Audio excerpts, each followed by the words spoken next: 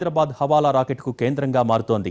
బేగం బజార్లో ఒకే రోజు 75 లక్షల బ్లాక్ మనీ పట్టుబడింది. తీగలాగితే అదంతా హవాలా మనీ అని తేలింది. దీని వెనుక ఎవరున్నారు? హవాలా రాకెట్ ఎలా జరుగుతోంది? Special report.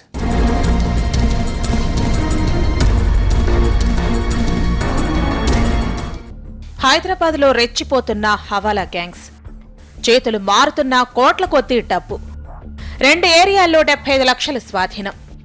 మనీ ఎక్కడిది, ఎవరిది, ఏం జరుగుతోంది? అభివృద్ధిలో దూసుకుపోతున్న హైదరాబాద్లో అక్రమాలు కూడా అదే స్థాయిలో జరుగుతున్నాయి. ముఖ్యంగా హవాలా రాకెట్ గుట్టుచప్పుడు కాకుండా సాగిపోతోంది. పోలీసులు సాదాసీదా తనిఖీలు చేస్తుంటేనే కట్టడి కొద్దీ డబ్బు బయటపడుతోంది.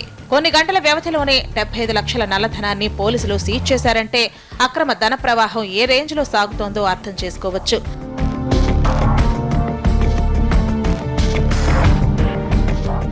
హైదరాబాద్ బేగం బజార్ ఛత్రి దగ్గర పోలీసులు వాహనాలు తనిఖీ చేయసాగారు. రాజస్థాన్ కు చెందిన శ్యామ్ సుందర్, ఓం ప్రకాష్ బైక్ పై అటువైపు రాసాగారు. స్పీడ్ గా వెళుతున్న వాళ్లపై అనుమానం వచ్చి పోలీసులు బైక్ ను అడ్డుకున్నారు. వాళ్ల దగ్గరున్న బ్యాగ్ ను తెరిచూసేసరికి ఇలా నోట్ల కట్టలు బయటపడ్డాయి. మొత్తం 50 లక్షలున్నట్లు తేలింది. మనీకి సంబంధించి ఎలాంటి ఆధారాలు లేకపోవడంతో అది బ్లాక్ మనీగా తేల్చిన పోలీసులు ఇద్దరిని అరెస్ట్ చేశారు.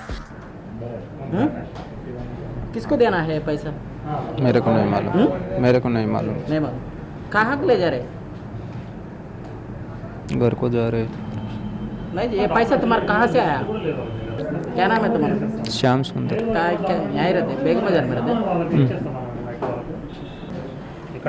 बाजार से। बाजार से। कहाँ से? बेगम बाजार से। बेगम बाजार से। कहाँ को ले जा रहे? कहाँ को लेके जा रहे?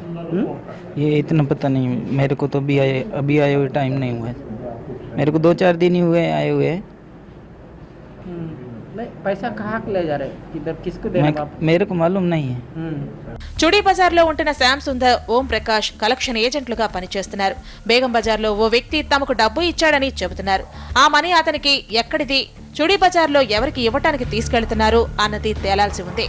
చివరి ఒక 2-3 వెహికల్ చెక్ చేస్తుంటే వెహికల్ సస్పెక్ట్ ఉంటే దాన్ని పట్టుకొని మొత్తం తీసుకొస్తే ఇట్లా ఒక కాటన్లో ఇట్లా అమౌంట్ ఉండేది. దాంతోపాటు ఒక హ్యాండ్ బ్యాగ్లో కూడా అమౌంట్ ఉన్నది. చూస్తే వాటికి సంబంధించిన ఎటువంటి డాక్యుమెంట్స్ లేవు అని, రిసిప్ట్ కూడా లేవు.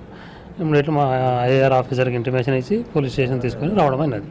ఇది జరిగిన కొన్ని గంటలకే ఇదే బేగం బజార్లోని మరో చోట జరిపిన తనిఖీల్లో 25 లక్షల క్యాష్ పట్టుకున్నారు పోలీసులు. మహేష్ అనే వ్యక్తి ఎలాంటి బిల్లులు లేకుండా మనీ తీసుకెళ్తుండగా అడ్డుకొని సీజ్ చేశారు.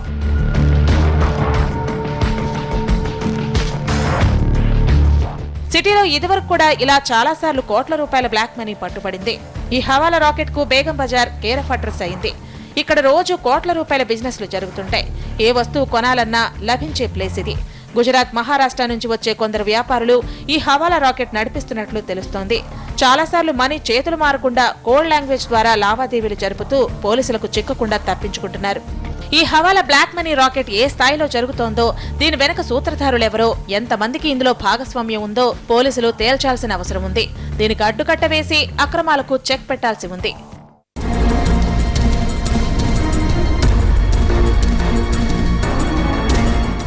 బి అలర్ట్లో షార్ట్ బ్రేక్ తీసుకుందాం.